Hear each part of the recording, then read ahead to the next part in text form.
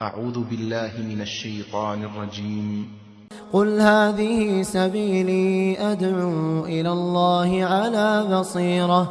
على بصيرة أنا ومن اتبعني وسبحان الله وما أنا من المشركين.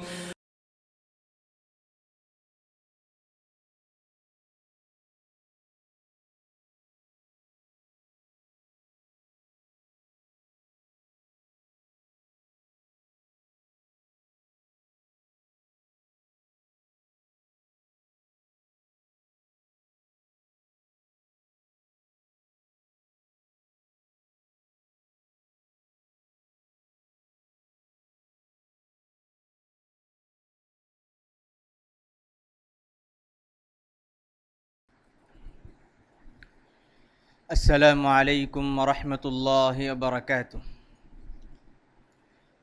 الحمد للہ رب العالمین والصلاة والسلام علی رسولہ الامین وعلی آلہ وصحبہ اجمعین.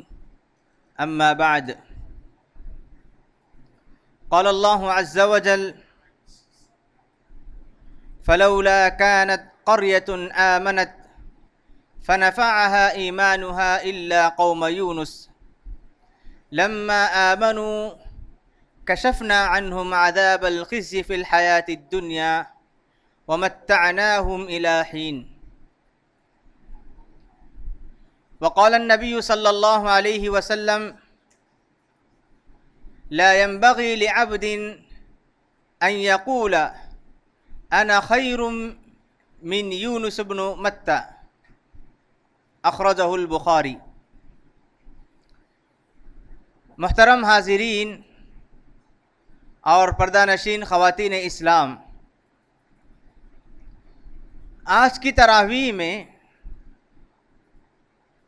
سورہ توبہ کا آخری حصہ اور سورہ یونس کی تلاوت کی گئی. یونس علیہ السلام کے تعلق سے قرآن مجید میں بے شمار آیتیں وارد ہیں. آج کے درس میں ہم حضرت یونس علیہ السلام کے تعلق سے چند اہم باتیں سننے کی کوشش کرتے ہیں. اللہ تبارک و تعالیٰ نے حضرت یونس علیہ السلام کو عراق کے ایک شہر نینوا میں رسول بنا کر بھیجا.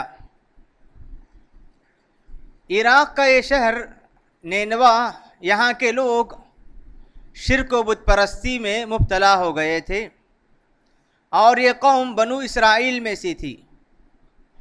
جب یہ لوگ اللہ تبارک و تعالیٰ کی نافرمانی، اللہ تبارک و تعالیٰ کے ساتھ شرک کرنے لگے تو ان کی رہنمائی کے لیے، ان کو صحیح راستہ دکھانے کے لیے، ایمان کی طرف دعوت دینے کے لیے اللہ تبارک و تعالیٰ نے یونس علیہ السلام کو ان کی طرف بھیجا. یونس علیہ السلام اللہ تبارک و تعالیٰ کے ایک برگزیدہ پیغمبر تھے. یونس علیہ السلام کا مکمل نام یونس بن متى تھا. اللہ کے رسول صلی اللہ علیہ وسلم فرمایا کرتے تھے کہ لا ينبغي لعبد ان يقول انا خیر من یونس بن متى. کسی بھی انسان کے لیے، کسی بھی بندہ کے لیے مناسب نہیں کہ وہ کہیں کہ میں یعنی محمد صلی اللہ علیہ وسلم یونس علیہ السلام سے بہتر ہیں. حالانکہ اللہ تبارک و تعالیٰ نے رسول اکرم صلی اللہ علیہ وسلم کو سارے انبیاء کرام کا سردار بنا کر بھیجا تھا. اس کے باوجود اللہ کے رسول صلی اللہ علیہ وسلم کا تواضع تھا کہ اللہ کے رسول یہ پسند نہیں کرتے کہ کوئی آپ کی تعریف کسی اور کے مقابلے میں کرے. تو اس طرح اللہ تبارک و تعالیٰ نے یونس علیہ السلام کو نینوا کے علاقے میں بھیجا تو لوگوں نے انکار کیا، سرکشی کی اور کفر پر اڑے رہے. یونس علیہ السلام ایک زمانے تک लोगों को दावत देते रहे, लोगों को अल्लाह की तरफ बुलाते रहें, लोगों को एक अल्लाह की इबादत का पैगाम पहुंचाते रहें। जब लोगों की तरफ से इनकी दावत का कोई जवाब नहीं मिला, इनकी दावत का कोई नतीजा यूनुस अलैहिस्सलाम को जब नहीं दिखा, तो लोगों को इन्होंने अल्लाह तबारक व तआला के अज़ाब की वईद सुनाई और वहाँ से निकल गए। यूनुस अलैहिस्सलाम लोगों को धमकी दी कि अगर तुमने मेरी दावत को कबूल नहीं किया तो अल्लाह तबारक व तआला का अज़ाब तुम पर आ जाएगा। इसके बावजूद लोगों ने ईमान नहीं लाया, तो यूनुस अलैहिस्सलाम ने कहा कि देखो 3 दिन के बाद तुम पर अल्लाह तबारक व तआला का अज़ाब आने वाला है। और यूनुस अलैहिस्सलाम उस कौम के सच्चे इंसान थे, सब लोग आपको सच्चा मानते थे, कभी आपने झूठ नहीं कहा। यूनुस अलैहिस्सलाम धमकी देने के बाद उस बस्ती से निकल जाते हैं। जैसे यूनुस अलैहिस्सलाम निकलते हैं तो बस्ती वाले देखते हैं कि अज़ाब के असरात नज़र आने लगते हैं, तो बस्ती वालों को यकीन हो जाता है कि यूनुस ने जो कहा वो सही बात है, यूनुस ने जो कहा सही बात है। तो सारे बस्ती वाले, अल्लाह तबारक व तआला का खौफ सारे लोगों में दाखिल हो जाता है, सारे लोग अल्लाह तबारक व तआला पर ईमान लाते हैं। घर के और बस्ती के सारे लोग, मर्द, औरतें, बच्चे, यहाँ तक के जानवर भी, सब के सब उस बस्ती से निकलकर मैदान में जमा हो जाते हैं। मुफस्सिरीन ने लिखा है कि उन लोगों ने अल्लाह तबारक व तआला से तौबा किया, अपनी गलती का एतराफ़ किया और अल्लाह तबारक व तआला के सामने अपनी आजिज़ी और इनकिसारी का इजहार किया। और अपने आजिज़ी और इनकिसारी के इजहार के लिए उन लोगों ने मामूली कपड़े पहन लिए, जिसे हम टाट कहते हैं। बाज़ मुफस्सिरीन ने लिखा है कि अल्लाह तबारक व तआला के पास इन लोगों ने अपनी आजिज़ी और इनकिसारी के इजहार के लिए इस तरह के कपड़े पहनकर सारे लोग एक मैदान में जमा हो गए और अल्लाह तबारक व तआला से तौबा मांगने लगे। तो अल्लाह तबारक व तआला ने इन लोगों के तौबे को कबूल किया और जो अज़ाब आने वाला था, इनके ईमान की वजह से अल्लाह तबारक व तआला ने अज़ाब को टाल दिया। ये यूनुस अलैहिस्सलाम के कौम को अल्लाह तबारक व तआला ने अज़ाब के आसार आने के बाद भी ईमान की वजह से अल्लाह ताला ने यूनुस अलैहिस्सलाम के कौम को नजात दिलाई और अल्लाह तबारक व तआला ने उन पर अपनी रहमतों को नाजिल किया। इधर यूनुस अलैहिस्सलाम बस्ती वालों से नाराज़ होकर निकल गए थे, क्योंकि उनकी बड़ी कोशिशों के बावजूद लोगों ने ईमान नहीं लाया था। तो यूनुस अलैहिस्सलाम उस बस्ती को छोड़कर किसी और बस्ती का रुख किया था। तो जब ये साहिल पर पहुँचते हैं तो एक भरी कश्ती मिलती है जिसमें सवार हो जाते हैं।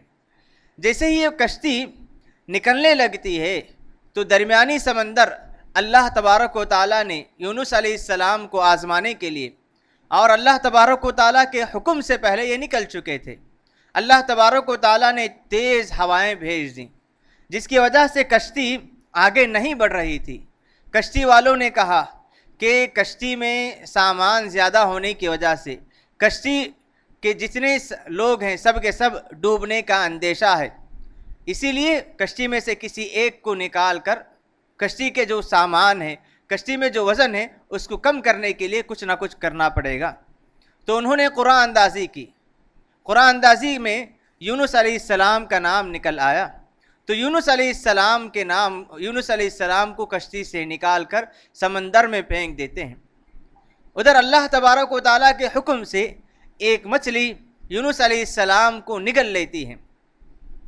बाज़ रिवायतों में अब्दुल्लाह बिन मसूद रज़ियल्लाहु अन्हु कहते हैं कि अल्लाह तबारक व तआला ने मछली को हुक्म दिया कि तुम उसे ज़्यादा तकलीफ़ ना होना, कि इस तरह निगलना कि पेट में यूनुस अलैहिस्सलाम को कोई तकलीफ़ ना हो। तो इस तरह अल्लाह तबारक व तआला के हुक्म से मछली ने यूनुस अलैहिस्सलाम को अपने पेट में ले लिया। जैसे यूनुस अलैहिस्सलाम मछली के पेट में पहुँचे, यूनुस अलैहिस्सलाम को एहसास हुआ कि उन्होंने अल्लाह के हुक्म से पहले बस्ती से निकल गए थे। जब कभी किसी बस्ती में नबी भेजा जाता है तो अल्लाह तबारक व तआला के हुक्म से पहले वो उस बस्ती को छोड़ नहीं सकता। तो यूनुस अलैहिस्सलाम को एहसास हुआ, तो उन्होंने अपनी इस गलती पर ندامت اور شرمندگی کا اظہار کرتے ہوئے اللہ تبارک و تعالیٰ کے سامنے فریاد کی، سبحانک لا، یہ فریاد کی کہ پروردگار میں نے اپنے آپ پر ظلم کیا، میں نے اپنے آپ پر ظلم کیا، اور اللہ تبارک و تعالیٰ کی تسبیح بیان کرنے لگے، اللہ کی عبادت کرنے لگے، تو اللہ تبارک و تعالیٰ نے انہی مچھلی کے پیٹ سے زندہ نکال دیا اور نجات دی۔ فنجیناہ من الغم، اللہ تعالیٰ فرماتے ہیں کہ ہم نے یونس کو اس غم سے نجات دلائی۔ پھر اللہ تبارک و تعالیٰ یونس علیہ السلام کو اس بستی کی طرف بھیج دیتے ہیں جہاں سے نکل کر آئے تھے، کیونکہ بستی والے اب ایمان لا چکے تھے۔ ان کی تعداد 1,00,000 اس سے کچھ زیادہ بتائی جاتی ہے، قرآن مجید میں یہ ساری باتیں آئی ہیں۔ سورہ صافات کے آخر میں اللہ تبارک و تعالیٰ نے اسی واقعے کو مختصراً بیان کیا ہے۔ اللہ تعالیٰ فرماتے ہیں وَإِنَّ يُونُسَ لَمِنَ الْمُرْسَلِينَ، یونس علیہ السلام رسولوں میں سے تھے۔ اِذْ أَبَقَ إِلَى الْفُلْكِ الْمَشْحُونِ، جب وہ بھاگ کر بھری کشتی کے پاس آئے، فَسَاهَمَ، کشتی درمیانی سمندر میں ہلنے لگی، ڈاواڈول ہونے لگی، تو انہوں نے قرآن اندازی کی، فَكَانَ مِنَ الْمُدْحَضِينَ، تو یہ غلبہ پانے والے، مغلوب ہونے والوں میں سے تھے۔ فَالْتَقَمَهُ الْحُوتُ وَهُوَ مُلِيمٌ، اور مچھلی نے انہیں نگل لی، وَهُوَ مُلِيمٌ، اس حال میں کہ وہ اپنے آپ پر ملامت کر رہے تھے کیونکہ ان سے غلطی ہو گئی۔ فَلَوْلَا أَنَّهُ كَانَ مِنَ الْمُسَبِّحِينَ، مچھلی کے پیٹ میں پہنچنے کے بعد کا معاملہ اللہ تعالیٰ بیان کرتے ہیں، اگر وہ تسبیح بیان کرنے والے نہ ہوتے، لَلَبِثَ فِي بَطْنِهِ إِلَى يَوْمِ يُبْعَثُونَ، تو اس مچھلی کے پیٹ میں قیامت تک رہتے۔ فَنَبَذْنَاهُ بِالْعَرَاءِ وَهُوَ سَقِيمٌ، مچھلی کے پیٹ میں انہوں نے اللہ کو یاد کیا، اللہ کی عبادت کی، تو اللہ تعالیٰ نے انہیں ایک بڑے میدان میں نکالنے پھینکنے کا حکم دیا۔ وَهُوَ سَقِيمٌ، مچھلی کے پیٹ میں رہنے کی وجہ سے وہ بیمار ہو گئے تھے، کمزور ہو گئے تھے، اتنے کمزور کہ جس طرح ایک بچہ ماں کے پیٹ سے نکلتے وقت جس طرح کمزور ہوتا ہے اس قدر وہ کمزور ہو چکے تھے۔ وَأَنبَتْنَا عَلَيْهِ شَجَرَةً مِّن يَقْطِينٍ، یہ اللہ کے نیک بندے، اللہ کو ہمیشہ یاد کرنے والے، اللہ کی تعریف بیان کرنے والے بندے تھے، تو اللہ تعالیٰ نے ان کی حفاظت کے لیے ایک پودا اگا دیا، یقطین یعنی کدو کا پودا اللہ تعالیٰ نے ان کے لیے اگا دیا۔ وَأَرْسَلْنَاهُ إِلَى مِائَةِ أَلْفٍ أَوْ يَزِيدُونَ، یہ کدو کے پھل کو کھانے لگے، اور بعض روایتوں میں بات آتی ہے کہ اللہ تعالیٰ نے غیب سے ایک ہرنی کو ان کے پاس بھیج دیا جس کا دودھ وہ پینے لگے، اس کے بعد وہ صحت یاب ہو کر، شفا یاب ہو کر اپنی بستی کی طرف لوٹنے لگے۔ یہ یونس علیہ السلام کا قصہ ہے۔ یونس علیہ السلام اللہ تعالیٰ کے ایک پیغمبر تھے، نبی تھے، اللہ تعالیٰ نے انہیں اپنے قوم نینوا کی طرف بھیجا تھا۔ یونس علیہ السلام کا ذکر اللہ کے رسول صلی اللہ علیہ وسلم کی زندگی میں ایک اہم واقعہ ہے، وہاں بھی پیش آتا ہے۔ آپ لوگوں نے سیرت کے تعلق سے کئی واقعات سنے ہوں گے۔ سیرت میں ایک اہم واقعہ ہے طائف کا سفر۔ نبی کریم صلی اللہ علیہ وسلم مکے میں نبی بنا کر بھیجے گئے۔ اللہ کے رسول نے مکے والوں کو اسلام کی طرف دعوت دینے لگے۔ جب مکے والوں کی طرف سے تکلیف زیادہ ہو گئی، اذیت زیادہ ہو گئی، تو اللہ کے رسول صلی اللہ علیہ وسلم مکہ چھوڑ کر طائف کی طرف جاتے ہیں، اس امید سے کہ طائف کے لوگ مجھ پر ایمان لے آئیں گے۔ لیکن اللہ کے رسول صلی اللہ علیہ وسلم جیسے ہی طائف پہنچے تو طائف والوں نے اللہ کے رسول صلی اللہ علیہ وسلم کی دعوت کو نہیں سنی، اللہ کے رسول صلی اللہ علیہ وسلم پر ایمان نہیں لائے، بجائے ایمان لائے کہ انہوں نے اپنے شریر قسم کے نوجوانوں کو اللہ کے رسول صلی اللہ علیہ وسلم کے پیچھے لگا دیا، جو اللہ کے رسول صلی اللہ علیہ وسلم کو ستانے لگے، اللہ کے رسول کو تکلیف دینے لگے، اور اتنی تکلیف دیے کہ اللہ کے رسول صلی اللہ علیہ وسلم پر پتھر برسانے لگے، آپ کے جسم سے خون بہنے لگا، لہو نکلنے لگا۔ اللہ کے رسول صلی اللہ علیہ وسلم طائف سے واپس تھک کر اور زخموں سے نکل کر آتے ہیں تو درمیان میں ایک باغ نظر آتا ہے، انگور کا باغ۔ اللہ کے رسول صلی اللہ علیہ وسلم اس باغ میں آرام کرنے کے لیے داخل ہوتے ہیں، تو اس باغ میں جیسے ہی داخل ہوتے ہیں تو اس باغ کا جو خادم تھا، خدمت گزار، اللہ کے رسول صلی اللہ علیہ وسلم کو اور آپ کے غلام کو اس حالت میں دیکھ کر آپ پر ترس کھاتا ہے، اور اللہ کے رسول صلی اللہ علیہ وسلم کو باغ سے کچھ انگور کے کچھ خوشے لا کر پیش کرتا ہے۔ اللہ کے رسول صلی اللہ علیہ وسلم اس خادم سے پوچھتے ہیں تم کہاں سے ہو؟ وہ بندہ کہتا ہے کہ میں نینوا سے ہوں۔ اللہ کے رسول کا سوال تھا من ای البلاد انت، کہ تم کس شہر سے ہو، کس بستی سے ہو؟ اس نے کہا من نینوا، میں عراق کے شہر نینوا سے ہوں۔ تو اللہ کے رسول صلی اللہ علیہ وسلم نے کہا من قریۃ الرجل الصالح یونس بن متیٰ، کیا اللہ کے نیک بندے یونس بن متیٰ کے شہر سے ہو؟ وہ آدمی پریشان ہو گیا کہ آج کے زمانے میں میرا شہر تو بہت دور ہے، عرب کہاں ہے، اور عراق کا جو آخری حصہ جو ہے موصل نینوا وہاں واقع ہے۔ اس نے پریشان ہو کر پوچھا وما یدریک ما یونس، پہلے تو یہ بات یہ کہ میری بستی بہت دور ہے، اس کے تعلق کوئی جانے، یہ خود پریشانی کی بات ہے، حیرت کی بات ہے، آپ یونس کو کیسے جانتے ہیں؟ اللہ کے رسول صلی اللہ علیہ وسلم نے فرمایا ذاک اخی کان نبیا وانا نبی، وہ میرے بھائی تھے، وہ بھی نبی تھے، میں بھی نبی ہوں۔ اس طرح اللہ کے رسول صلی اللہ علیہ وسلم نے اس خادم کے پاس یونس علیہ السلام کا تذکرہ کیا۔ یونس علیہ السلام نینوا سے آئے تھے۔ اب یونس علیہ السلام کا قصہ یہ واقع ہے، قرآن مجید میں کئی صورتوں میں اللہ تبارک و تعالیٰ نے یونس علیہ السلام کا واقعہ بیان کیا ہے۔ یونس علیہ السلام کے واقعے میں ہمیں بہت ہی بہترین اسباق، دروس، حکمت کی باتیں ہمیں ملتی ہیں۔ جب یونس علیہ السلام بستی والوں سے ناراض ہو کر نکل گئے، سورہ انبیاء میں اللہ تعالیٰ فرماتے ہیں وَذَنُّونِ اِذْ ذَهَبَ مُغَاضِبًا، ذنون یعنی مچھلی والے، جب وہ ناراض ہو کر نکل گئے فَظَنَّ أَن لَّن نَّقْدِرَ عَلَيْهِ، انہوں نے سمجھا کہ ہم ان پر قدرت نہیں رکھیں گے۔ فَنَادَىٰ فِي الظُّلُمَاتِ، مچھلی کے پیٹ میں جانے کے بعد انہوں نے تاریکی میں ہمیں پکارا، لا الہ الا انت سبحانک، مچھلی کے پیٹ میں اللہ تعالیٰ فرماتے ہیں فَنَادَىٰ فِي الظُّلُمَاتِ، انہوں نے اللہ کو تاریکی میں پکارا۔ یہ تاریکی کون سی تاریکی؟ سمندر کی تاریکی، رات کی تاریکی، اور مچھلی کے پیٹ کے اندر جو تاریکی ہے، یہ ساری تاریکیاں ان کے ساتھ جمع ہو گئی تھی۔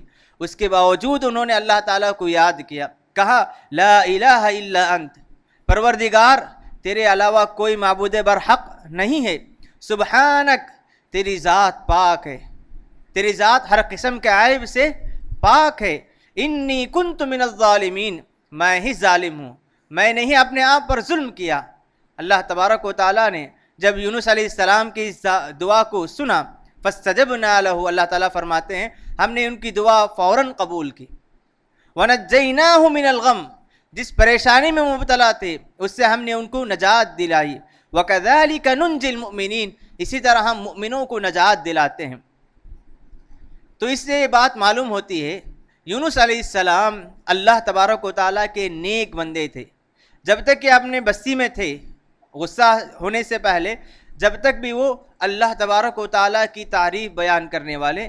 مفسرین نے لکھا فلولا انہ کان من المسبحین، اگر وہ اللہ کی تسبیح بیان کرنے والے نہ ہوتے، یعنی وہ بستی سے نکلنے سے پہلے بھی اللہ کی عبادت کرنے والے، مسبحین تسبیح بیان کرنے والے، نماز پڑھنے والے، عبادت کرنے والے، اللہ کے معروف اور پسندیدہ بندوں میں سے تھے۔ جب یہ پریشانی میں مبتلا ہو گئے تب بھی انہوں نے اللہ کو یاد کیا۔ اللہ تعالیٰ نے اس واقعے کے بعد ہمیں یہ پیغام دیتے ہیں کہ جب بندہ اللہ تعالیٰ کو یاد کرتا ہے تو اللہ تعالیٰ اسے پریشانیوں میں اسے یاد کرتے ہیں، پریشانیوں سے اسے اللہ تعالیٰ نجات دلاتے ہیں۔ اسی لیے کہا جاتا ہے تعرف الی اللہ فی الرخاء، جب خوشحالی ہو، جب سکون کی زندگی گزارتے ہو، جب کوئی پریشانی نہ ہو، ایسے موقع کو تم اللہ تبارک و تعالیٰ کی عبادت میں، اللہ تعالیٰ کو یاد کرنے میں گزارو۔ یعرفک فی الشدہ، جب تم پر کوئی پریشانی آئے گی، جب تمہیں کوئی مصیبت آئے گی تو اللہ تعالیٰ اس وقت تمہاری مدد کرے گا۔ یونس علیہ السلام نے اپنی زندگی میں اللہ تعالیٰ کو یاد کیا تو جیسے ہی وہ پریشانی میں مبتلا ہو گئے فوراً اللہ تبارک و تعالیٰ نے اپنی طرف سے مدد، نصرت اور ساری چیزیں اللہ تعالیٰ نے نازل کی۔ سب سے پہلا سبق یہ ہے کہ جو بندہ اللہ کو یاد کرتا ہے اللہ تعالیٰ اسے پریشانیوں میں اس کی مدد کرتے ہیں، پریشانیوں سے اسے نکلنے کا راستہ بتاتے ہیں۔ دوسری بات یہ ہے کہ یونس علیہ السلام نے پریشانی میں مبتلا ہونے کے بعد جو دعا کی وہ دعا بڑی اہمیت والی دعا ہے، لا الہ الا انت سبحانک انی کنت من الظالمین۔ یہ پریشانی میں مبتلا جو بھی انسان اس دعا کا اہتمام کرے گا، اللہ کے رسول صلی اللہ علیہ وسلم فرماتے ہیں کہ اللہ تبارک و تعالیٰ اسے اس پریشانی سے دور کریں گے۔ اللہ کے رسول فرماتے ہیں دعوت اخی ذی النون، میرے بھائی نون یعنی مچھلی والے یونس علیہ السلام کی دعا، لا الہ الا انت سبحانک انی کنت من الظالمین ما دعا بها مکروب الا فرج اللہ کربتہ۔ جب کبھی کوئی انسان مصیبت میں پھنسنے کے بعد اس دعا کے سہارے سے اللہ کو یاد کرتا ہے، اللہ تعالیٰ اس کی مصیبت کو، اس کی پریشانی کو اللہ تعالیٰ دور کر دیتے ہیں اور اس کی پریشانی کو اللہ تبارک و تعالیٰ ختم کر دیتے ہیں۔ اسی آیت کے آخر میں اللہ تعالیٰ فرماتے ہیں فاستجبنا لہ، جب یونس علیہ السلام نے اس دعا کے ذریعے اللہ تعالیٰ کو یاد کیا تو اللہ تعالیٰ نے کہا کہ فاستجبنا لہ، ہم نے ان کی دعا قبول کی، ونجیناہ من الغم، اور ہم نے انہیں غم سے، پریشانی سے نجات دلائی۔ آخر میں اللہ تعالیٰ فرماتے ہیں وَكَذَلِكَ نُنْجِي الْمُؤْمِنِينَ، اسی طرح ہم مؤمنوں کو بھی نجات دلائیں گے۔ ایک بڑے مفسر ہیں امین الشنقیطی رحمہ اللہ، اس زمانے کے بڑے مفسرین میں ان کا شمار ہوتا ہے۔ اس آیت کی تفسیر میں لکھتے ہیں کہ اللہ تبارک و تعالیٰ نے یونس علیہ السلام کے واقعے کے بعد، یونس علیہ السلام کے اس پریشانی سے نکلنے کے بعد اللہ تعالیٰ خاص طور پر یہ جو کہتے ہیں وَكَذَلِكَ نُنْجِي الْمُؤْمِنِينَ، اسی طرح ہم مؤمنوں کو نجات دلائیں گے، یہ اشارہ ہے کہ جب کبھی کوئی مؤمن بندہ، اللہ کا کوئی مؤمن بندہ مصیبت میں پھنس جائے، پریشانی میں پھنس جائے، بیماری میں پھنس جائے، اس دعا کا اہتمام کریں تو اللہ تعالیٰ جس طرح یونس علیہ السلام کو نجات دلائی، اسی طرح اس مؤمن بندے کو بھی اللہ تعالیٰ نجات دلانے کا وعدہ کرتے ہیں۔ اس میں یہ اشارہ اللہ تبارک و تعالیٰ نے دیا ہے۔ غور کرنے کا مقام ہے کہ جب بندہ پریشانی کے عالم میں اللہ کو پکارے، اللہ کو یاد کرے، کسی اور کے دربار نہ جائیں، کسی اور کے دروازے کو نہ کھٹکھٹائیں، صرف اللہ تبارک و تعالیٰ سے فریاد کرے اور اللہ تعالیٰ سے امید لگائے اور اللہ تبارک و تعالیٰ سے مانگے، تو اللہ تعالیٰ کا وعدہ ہے کہ جس طرح یونس علیہ السلام کو مچھلی کے پیٹ سے نجات دلائی، اللہ تعالیٰ ان بندوں کو اس سے، بیماریوں سے، پریشانیوں سے نجات دلانے کا وعدہ کرتے ہیں۔ دوسرا اہم سبق، تیسری اہم بات یہ ہے کہ یونس علیہ السلام جب کشتی میں پھنس گئے تو کشتی کو ہلکی کرنے کے لیے لوگوں نے کس کا سہارا لیا؟ قرعے کا سہارا لیا۔ قرعہ کسے کہتے ہیں؟ جس چٹی جیسے ڈال کر جو ہے کسی کا نام نکالنا، اسے قرعہ کہتے ہیں۔ ہمارے اسلام میں بھی اس کی اجازت دی گئی ہے۔ اگر کسی ایک چیز کے کئی حقدار ہوں اور کون اس کا مستحق ہے نہیں معلوم، تو اس طرح اللہ تبارک و تعالیٰ نے اور رسول اکرم صلی اللہ علیہ وسلم نے حقدار کو پہچاننے کے لیے قرعہ ڈالنے کی اجازت دی ہے۔ اللہ کے رسول صلی اللہ علیہ وسلم جب سفر میں ہوتے، اللہ کے رسول صلی اللہ علیہ وسلم جب سفر میں جانے کا ارادہ کرتے، چاہے وہ جنگ کے لیے ہوں یا کوئی اور کسی مقصد کے لیے، تو اللہ کے رسول صلی اللہ علیہ وسلم کی کن بیویوں کو ساتھ لینا ہے، اس کا اختیار قرعے کے ذریعے کیا جاتا تھا۔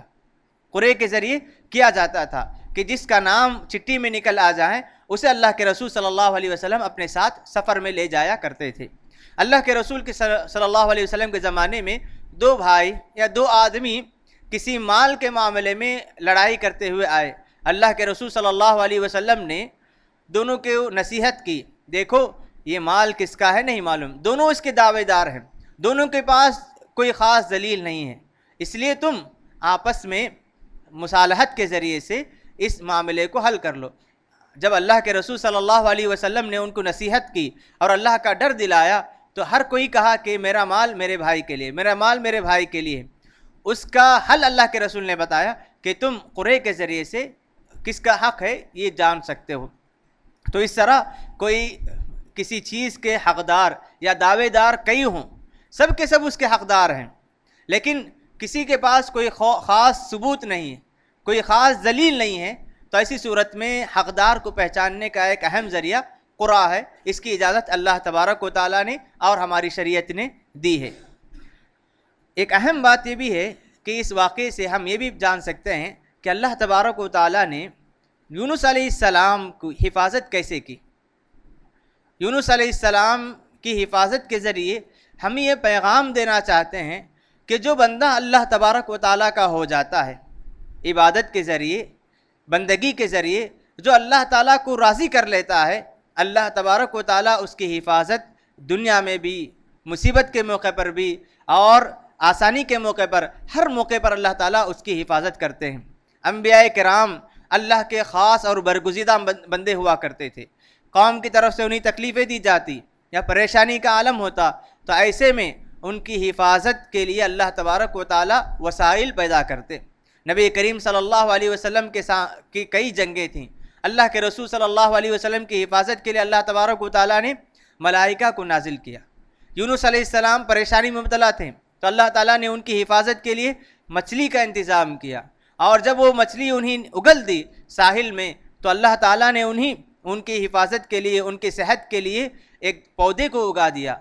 تو اللہ تبارک و تعالیٰ جب کسی بندے کی حفاظت کرنا چاہتے ہیں تو اس کے لیے غیبی وسائل پیدا کر دیتے ہیں۔ یہ غیبی وسائل پانے کے لیے ضروری ہے کہ ہم زندگی میں اللہ تعالیٰ کو راضی کر لیں۔ جو بندہ اللہ تعالیٰ کا ہو جائے گا، جو اللہ تعالیٰ کو زندگی میں راضی کر لے گا، جو اللہ تعالیٰ کو پسند اپنا محبوب بنا لے گا، اللہ تعالیٰ اس کی حفاظت ہر ہمیشہ کرتے ہیں۔ یونس علیہ السلام کے تعلق سے یہ ایک اہم بات تھی۔ یونس علیہ السلام اللہ تعالیٰ کی اجازت سے پہلے نکل گئے تھے، اللہ کی اجازت سے پہلے نکل گئے تھے۔ تو اللہ کے رسول صلی اللہ علیہ وسلم اسی لیے سورہ قلم میں اللہ تعالیٰ نے فرمایا وَلَا تَكُنْ كَصَاحِبِ الْحُوتِ، وَلَا تَكُنْ كَصَاحِبِ الْحُوتِ، آپ مچھلی والے کی طرح نہ ہو جائیے، یعنی حکم آنے سے پہلے وہ نکل گئے تھے۔ اللہ کے رسول کو بھی صبر کا حکم دیا، وقت سے پہلے کچھ بھی کام نہ کرو، وقت سے پہلے کوئی قدم آگے بڑھانے سے اللہ تعالیٰ نے روکا۔ یہ ساری آیتیں نازل ہونے کے بعد ایسا محسوس ہونے لگا کہ گویا کہ کسی کے دل میں یونس علیہ السلام جو اللہ کے خاص، اللہ کے نبی ہیں، ان کے تعلق سے کوئی کمی دل میں نہ بیٹھ جائیں، اسی لیے اللہ کے رسول کئی احادیث میں بات فرما دی کہ لا تفضلونی علی یونس بن متہ، کہ تم مجھے یونس بن متہ سے زیادہ مقام نہ دو۔ حالانکہ اللہ کے رسول کا مقام ہے، مسلم ہے، اس میں کوئی شک نہیں، لیکن اللہ کے رسول صلی اللہ علیہ وسلم صحابہ کرام کے دل میں یہ بات بٹھا دی کہ ہر نبی اللہ کا خاص بندہ ہوتا ہے، اسی لیے ان کی کسی کوئی غلطی کو بنیاد بنا کر ان کے حق میں کوئی نازیبا کلمات بولنا یا نازیبا تصور رکھنا یہ مناسب نہیں۔ اسی لیے اللہ کے رسول صلی اللہ علیہ وسلم نے صحابہ کرام کو یہ تعلیم دی۔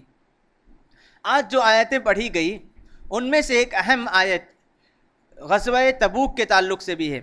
غزوہ تبوک کے تعلق سے یہ غزوہ تبوک جو ہے بڑی اہم جنگ ہے، بڑی تفصیلات اس جنگ میں آتی ہیں، چند مختصر باتیں آپ کے سامنے بتا کر اپنی بات ختم کرتا ہوں۔ غزوہ حنین کے تعلق سے کل ہم نے سنا تھا، غزوہ حنین میں مسلمانوں کی تعداد زیادہ تھی۔ غزوہ حنین سے واپسی کے بعد اللہ کے رسول صلی اللہ علیہ وسلم نے موتا ایک علاقہ ہے، وہاں لڑائی کے لیے چند صحابہ کرام کو بھیج دیا۔ موتا یہ ایسی لڑائی جس میں اللہ کے رسول شریک نہیں ہوئے۔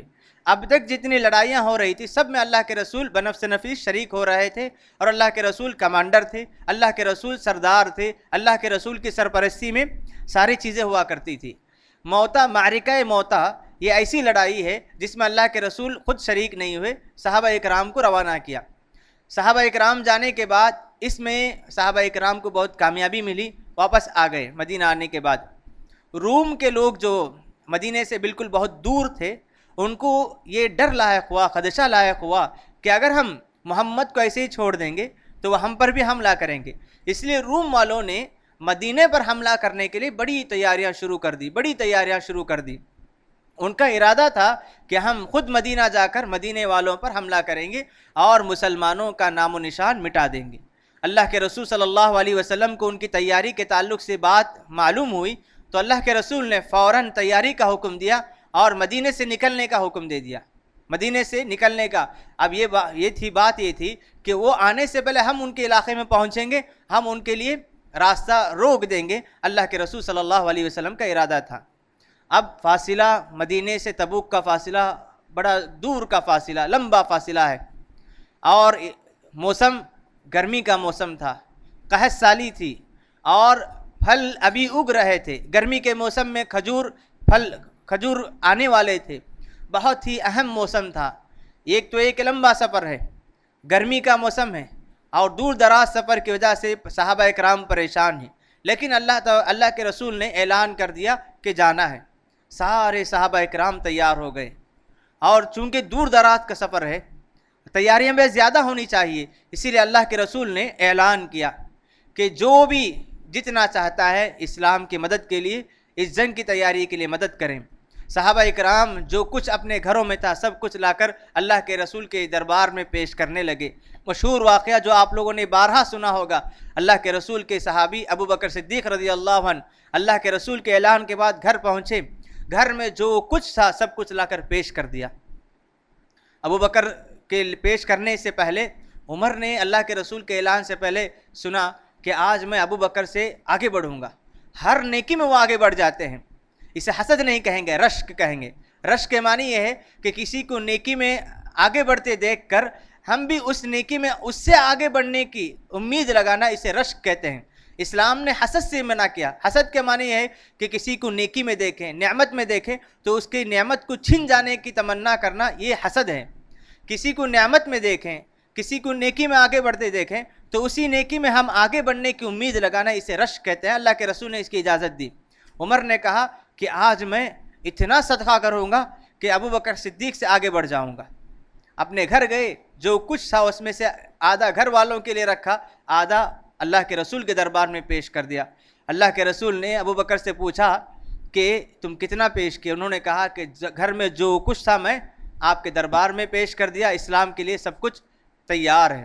عمر سے پوچھا آپ نے کیا کیا؟ عمر نے کہا کہ میں گھر میں جتنا تھا آدھا حصہ آپ کے لیے، اسلام کے لیے حاضر کر دیا ہوں۔ جب یہ سنا تو ابو بکر صدیق کے جواب کو سن کر عمر نے اپنے دل میں کہا کہ میں کبھی ابو بکر سے آگے نہیں بڑھ سکتا۔ اسی لیے ساری امت کا اس بات پر اتفاق ہے کہ انبیاء اکرام کے بعد آدم علیہ السلام سے لے کر قیامت تک جتنے انبیاء آئیں گے، انبیاء اکرام کے بعد سب سے افضل انسان ابو بکر صدیق رضی اللہ عنہ، سب سے افضل انسان ابو بکر صدیق رضی اللہ عنہ۔ اب عثمان رضی اللہ عنہ نے بہت کچھ قربان کیا، اتنا دیا کہ اللہ کے رسول صلی اللہ علیہ وسلم نے کہا کہ آج کے بعد عثمان جو بھی کر لے ان کو کوئی نقصان نہیں ہوگا، اتنا دیا انہوں نے۔ عبد الرحمن ابن عوف، سارے صحابہ اکرام لا کر پیش کرنے لگے۔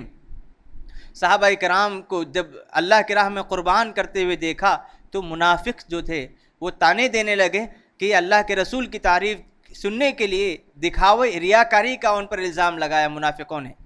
اور بہت سارے صحابہ جو غریب تھے، نادار تھے، جن کے پاس کچھ نہیں، زیادہ نہیں تھا، انہوں نے اللہ کے رسول کا اعلان کو سنا تو گھر میں جو کچھ تھا، بعض صحابہ نے ایک ایک کھجور بھی پیش کیا۔ ان کے کم حصے کو دیکھ کر منافق مذاق اڑانے لگے، اتنا بڑا لشکر ہے اور یہ کھجور یا اتنا معمولی حصہ پیش کرتے ہیں۔ تو منافقوں نے جو زیادہ پیش کرنے والے تھے ان پر ریاکاری کا الزام لگایا، اور جو کم پیش کرنے والے تھے ان پر جو ہے ایک طرح سے حقارت سے ان کے مذاق اڑانے لگے۔ تو معاملہ جنگ کی تیاری شروع ہو گئی تھی۔ اب دور دراز کا سفر ہے، سارے صحابہ اکرام تیار ہیں۔ منافقوں نے دیکھا کہ یہ پھل نکلنے کا موسم ہے، اتنی گرمی میں وہاں تک کیوں جائیں، ہم اتنی تکلیف کیوں اٹھائیں؟ اللہ کے رسول کے پاس آ کر عذر پیش کرنے لگے۔ اللہ کے رسول گھر میں یہ معاملہ ہے، وہ اس طرح بیکار کے عذر پیش کرنے لگے۔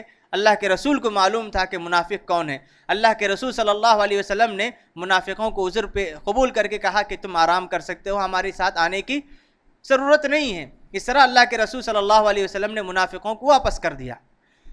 ایسے میں بعض ایسے صحابہ اکرام بھی آئے جن کے پاس سواری نہیں تھی، دور دراز کا سفر ہے، سواری کی ضرورت تھی، اللہ کے رسول کے پاس نہیں تھا، تو اللہ کے رسول معذرت کر رہے تھے، ہمارے پاس سواری نہیں ہے، ہم تمہارے لیے سواری کا انتظام نہیں کر سکتے ہیں۔ جب اللہ کے رسول کا یہ جواب سنتے تو صحابہ اکرام واپس جاتے۔ تولوا واعینہم تفیض من الدم، آنسو بہاتے ہوئے صحابہ اکرام واپس جا رہے تھے کہ ہم جنگ میں شریک ہونا چاہتے ہیں لیکن ہمارے پاس سواری نہیں ہے۔ یہ صحابہ اکرام کی ایمانداری تھی، اللہ تبارک و تعالیٰ سے محبت کی علامت تھی، اللہ کے رسول کے ساتھ جنگ میں شریک ہونے کی جو سچی تڑپ جو تھی یہ لیے ہوئے آئے تھے۔ جب انہوں نے اپنی امید نہیں پائی تو واپس جاتے ہوئے ان کے آنکھوں سے آنسو جاری تھے۔ اللہ کے رسول صلی اللہ علیہ وسلم نکلنے کا وقت آ گیا تو مدینے سے نکل جاتے ہیں. سارے سچے ایمان والے اللہ کے رسول کے ساتھ تھے. ایسے میں مدینے میں صرف وہ لوگ تھے جو منافق تھے یا جن کے پاس کوئی عذر تھا، بیماری کی وجہ سے، بڑھاپے کی وجہ سے یا کمزوری کی وجہ سے، وہ لوگ ایسے لوگ تھے. 3 صحابہ اکرام ایسے تھے جو سچے ایمان والے، ان کا ایمان صحیح تھا لیکن کسی وجہ سے شیطان کے وسوسے میں آ گئے. وہ اپنے آپ میں تصور کر رہے تھے کہ ہمارے پاس عمدہ سواری ہے، اللہ کے رسول نکلے ہیں، جب وہ آدھے راستے میں ہوں گے تو ہمارے پاس عمدہ سواری ہے، راستے میں نکلنے کے بعد ہم ان کے ساتھ راستے میں جا کر مل لیں گے. تو اس طرح 3 صحابہ اکرام پیچھے رہ گئے. اب یہ جو ہے آج نکلیں کل نکلیں اس طرح کہتے رہے آخر سفر کا ارادہ ختم ہو گیا. اللہ کے رسول 20 دن وہاں انتظار کیے، کوئی لڑائی نہیں ہوئی، واپس اللہ کے رسول مدینہ تشریف لے آئے.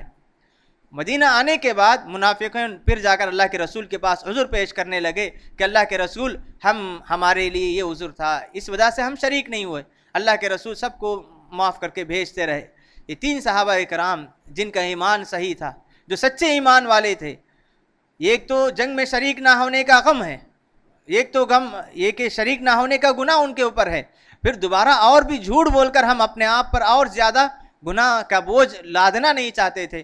تینوں صحابہ اکرام اللہ کے رسول کے پاس آ کر اعتراف کرتے ہیں کہ اللہ کے رسول ہمارے پاس کوئی عذر نہیں تھا، ہم صحت مند ہیں، ہمارے پاس طاقت ہے، سواری ہے، سب کچھ ہونے کے باوجود ہم نے جنگ میں شریک نہیں ہوئے. اللہ کے رسول صلی اللہ علیہ وسلم ان کے اچھے ارادے کو جانتے تھے، سچی بات انہوں نے کہی، منافقوں کی طرح جھوٹ نہیں کہا تھا. اللہ کے رسول نے کہا ٹھیک ہے تم اللہ کے حکم آنے تک انتظار کرو. اور اللہ کے رسول صلی اللہ علیہ وسلم نے صحابہ اکرام کو حکم دیا کہ ان تینوں صحابہ سے کوئی بات نہ کریں. کعب بن مالک، مرارہ